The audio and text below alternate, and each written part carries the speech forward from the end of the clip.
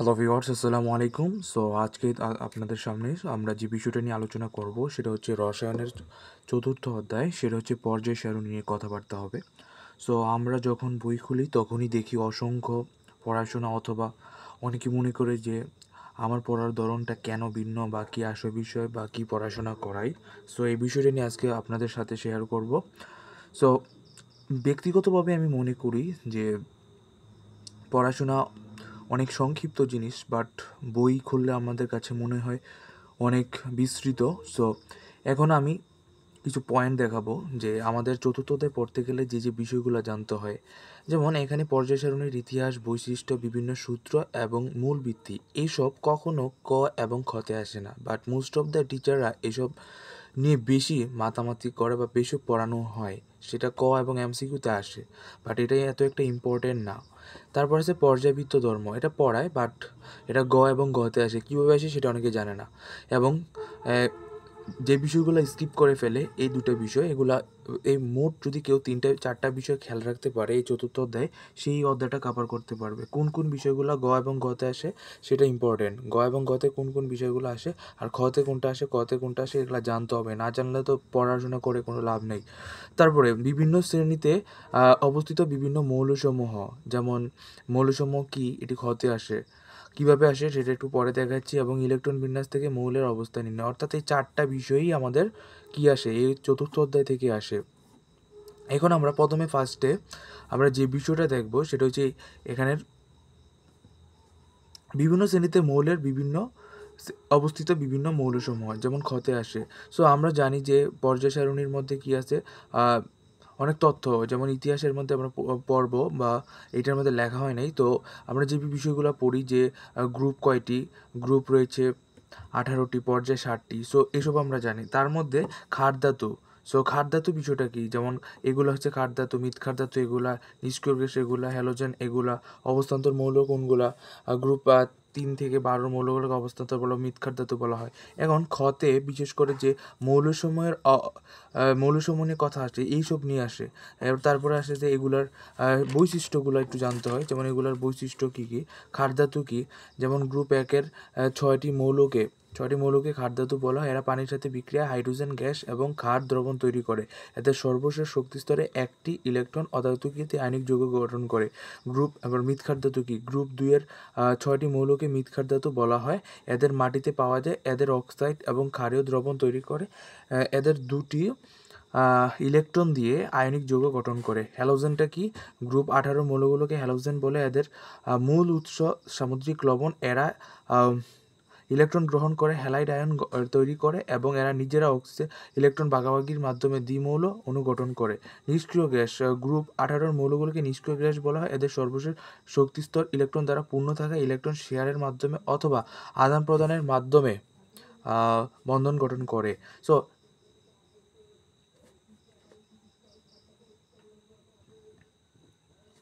এখন যে বিষয়টা, মানে এগুলা কখন আমরা ইউজ করবো, যখন আমরা যদি চিন্তা করি যে নিয়ন বা পরীক্ষার মধ্যে দিল যে নিষ্ক্রিয় গ্যাস, ধরো নিয়ন, বললে নিয়ন নিষ্ক্রিয় গ্যাস কেন, তখন কি বলবা তোমরা, প্রথম বলবা নিয়ন একটি নিষ্ক্রিয় গ্যাস, এবং এরপর ওদের ইলেকট্রন বিন্যাসটা দেখাবা।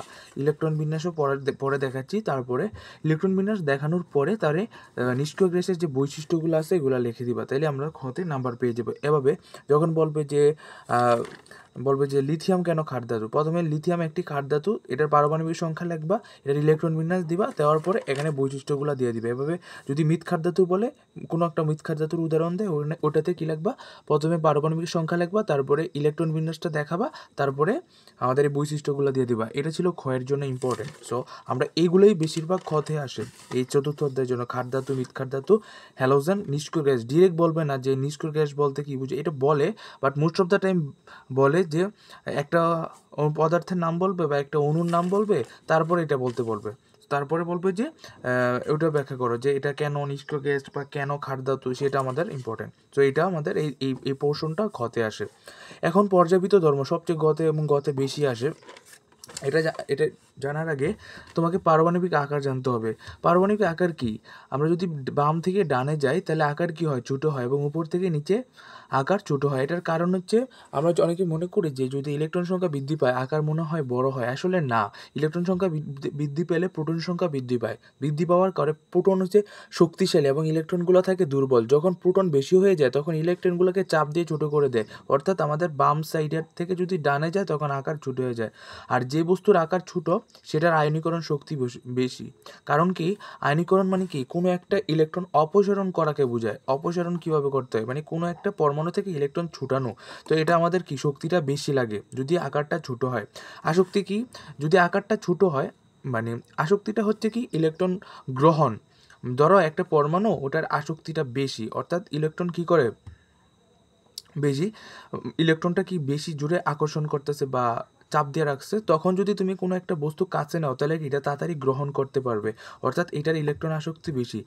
তড়িৎ ঋণাত্মকতা কি? সমযোজী বন্ধনে আবদ্ধ ইলেকট্রন যুগলকে নিচের দিকে আকর্ষণ করার ক্ষমতাকে কি তড়িৎ ঋণাত্মকতা। ধাতু অধাতু এগুলো ধাতু কি করে? ইলেকট্রন গ্রহণ করে এবং অধাতু ইলেকট্রন গ্রহণ করে। ধাতু ত্যাগ করে, ইলেকট্রন গ্রহণ করে। এখন এগুলা থেকে কোশ্চেন কীভাবে আসে এটাও দেখাবো। এখান থেকে গতে সবচেয়ে ইম্পর্টেন্ট কোশ্চেন আসে সেটা। আর আমাদের এই পার্টটা থেকেও গতে ইম্পর্টেন্ট আসে ইলেকট্রন বিন্যাস করে মোলের অবস্থান। ধরো এখানে আমি পটাশিয়াম লিখছি, পটাশিয়ামের ইলেকট্রন বিন্যাস করে সামনেটা হবে পর্যায় এবং এটা হবে গ্রুপ, অর্থাৎ আমাদের গের জন্য এই পার্টটা, দুটা পার্ট ইম্পর্টেন্ট। এখন ক বিষয়টা কি? ক বিষয়টা একটু বই থেকে তোমরা দেখে নিবা। সেটা হচ্ছে পর্যায় সারণীর ইতিহাস পড়ে নিবা। সেখানে কে পর্যায় সারণীটা আবিষ্কার করলো, কত সালে আবিষ্কার করলো সেটা, এবং বিভিন্ন সূত্র আছে, যেমন ত্রয়ী সূত্র, ডুবেরানের সূত্র, ইত্যাদি ইত্যাদি সূত্র আছে। এবং ভিত্তিটা কি, কিভাবে ভিত্তিটা হলো, এগুলা কতে আসে বা কি আসে বিষয়। বৈশিষ্ট্য কি? 8টি পর্যায়, কোন গ্রুপ কতটা পর্যায়, কোন পর্যায়ে কতটি মৌল আছে বা কোন গ্রুপে কতটি মৌল আছে, এটা আমরা জেনে নিব। সো এইগুলো আছে আমাদের অধ্যায়ের মেন বিষয়। এখন আমি তোমাদেরকে দেখাবো একটা সৃজনশীল, যেটা নাকি এর জন্য important. Most of the time আমাদের পরীক্ষাতে এই গুলা বেশি আসে এই অধ্যায় থেকে। যেমন মৌলের পর্যায় সারণীতে অবস্থান নির্ণয় করে। এটা কিভাবে নির্ণয় করবা? ধরো XYZ একটা মৌল দিছে, বলছে যে ইলেকট্রন বিন্যাসের মাধ্যমে উদ্দীপকের মৌলের পর্যায় সারণীতে, অর্থাৎ এইগুলার তিনোটার কী করতে হবে? পর্যায় সারণীতে অবস্থান নির্ণয় করতে হবে। প্রথমে কি তিনোটার আমাদের কাজ হচ্ছে ইলেকট্রন বিন্যাসটা কী করবা? লেখবা তিনোটার। এখন ইলেকট্রন বিন্যাস নির্ণয় করার পরে আমাদের সেম প্রসেস কোনটার মতন? এই যে এটার মতন, যে প্রথমগুলো হচ্ছে পর্যায়, এটা গ্রুপ। সো এটা হচ্ছে পর্যায়, তুমি লিখে দিবা যে এর পর্যায় এত, এর গ্রুপ এত। এভাবে আমরা পর্যায় সারণীর অবস্থানটা নির্ণয় করতে পারি। তারপরে ধরো ওয়াই এবং জেড মৌলদ্বয়ের মধ্যে কোনটির পারমাণবিক আকার বড়? এখন কোনটার আকার বড়, অর্থাৎ এখানে যদি পারমাণবিক আকার না দিয়ে বলে আয়নীকরণ শক্তি কার বেশি, ইলেকট্রন আসক্তি কার বেশি, তারপরে হচ্ছে তড়িৎ ঋণাত্মকতা কার বেশি, তুমি প্রসেসিং একই। আকার যদি ছোট হয় তার তড়িৎ ঋণাত্মকতা বেশি হবে, এবং কি হবে? তড়িৎ ঋণাত্মকতা, আয়নীকরণ শক্তি, ইলেকট্রন আসক্তি সব কিছুই বেশি হবে। আকার যদি ছোট হয় তাহলে কি করবা? দুইটার আগে কি করবা? পারমাণবিক সংখ্যা গেস করবা, বা দুইটা কোন ধরনের পদার্থ।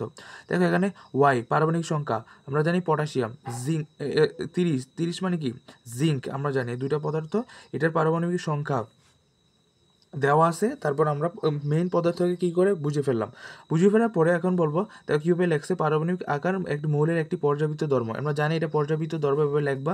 বানাই পর্যায় সারণীর একই পর্যায়ের মৌলগুলোর ক্ষেত্রে দেখা যায় বাম থেকে ডান দিকে অগ্রসর হলে পারমাণবিক সংখ্যা বৃদ্ধি পায় এবং পারমাণবিক আকার কি হয়? পারমাণবিক সংখ্যা বৃদ্ধি পেলে পারমাণবিক আকার হ্রাস পায়। এর কারণ হলো পারমাণবিক বৃদ্ধির সাথে সাথে মৌলগুলোর নিউক্লিয়াসে একটি করে প্রোটন কি হয়? যুক্ত হয়, সেই সাথে ইলেকট্রনে যুক্ত হয়। তবে অতিরিক্ত ইলেকট্রনটি বহিস্থ একই শক্তিস্তরে যুক্ত হয় বলে ইলেকট্রন শক্তিস্তরে কোনো পরিবর্তন হয় না। নিউক্লিয়াসে প্রোটন সংখ্যা বৃদ্ধি পাওয়ার বহিস্থ ইলেকট্রন নিউক্লিয়াস কর্তৃক আরও দৃষ্টি হয়। মানে কি হয়? যখন নাকি তোমার একটা শক্তি স্তরের মধ্যে ইলেকট্রন বাড়ে এবং প্রোটন বাড়ে, তখন কি প্রোটনটা কি ইলেকট্রনকে নিজের দিকে আকর্ষণ করার পর আকার ছোট করে ফেলে, ক্রমশ কি করে হ্রাস করে ফেলে। তার মধ্যে এখন পটাশিয়াম এবং জিঙ্ক উভয় চতুর্থ পর্যায়ের মৌল এবং গ্রুপ একই অবস্থান। পটাশিয়ামের আর জিঙ্কের হচ্ছে কত? 12তে অবস্থান। তো এখন আমরা মনে করতে পারি যে 12তে অবস্থানের আকার মনে কি হতে পারে? কি বড় হতে পারে? পটাশিয়াম অপেক্ষা সর্ববামে অবস্থিত হওয়ায় জিঙ্ক অপেক্ষা পারমাণবিক আকার কি বড়? কারণটা কি? আকার বড় হওয়ার কারণ কি? বামে অবস্থিত, যদিও এর পারমাণবিক সংখ্যা কম। কারণ কি?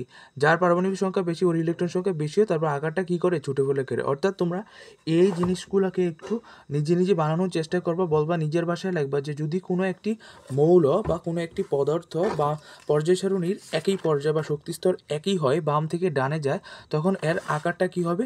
ছোট হবে। এর তারপর প্রমাণ দিবা যে দুটা পদার্থ যে দিল, পটাশিয়াম আর জিঙ্ক, এই দুটা বস্তুর মধ্যে তুলনা করবা। জিঙ্কের পারমাণবিক সংখ্যা বেশি, সুতরাং এর ইলেকট্রন সংখ্যা বেশি। বেশি হওয়ার পরে কি হয়? যদি এর শক্তিস্তর তো সমান থাকে, তাহলে শক্তিস্তর সমান থাকলে কি হবে? আকারটা ছোট হয়ে যাবে। নিজের অভিমতে কিছু লিখবা। সো এগুলা ছিল হচ্ছে চতুর্থ অধ্যায়ে যে পর্যায়বৃত্ত ধর্ম এবং ইলেকট্রন বিন্যাসের থেকে যে মৌলের অবস্থান, এগুলা গগের জন্য ইম্পর্টেন্ট। সো আজকের মতো এটাই তোমাদের আলোচনা ছিল। সবাইকে আসসালামু আলাইকুম।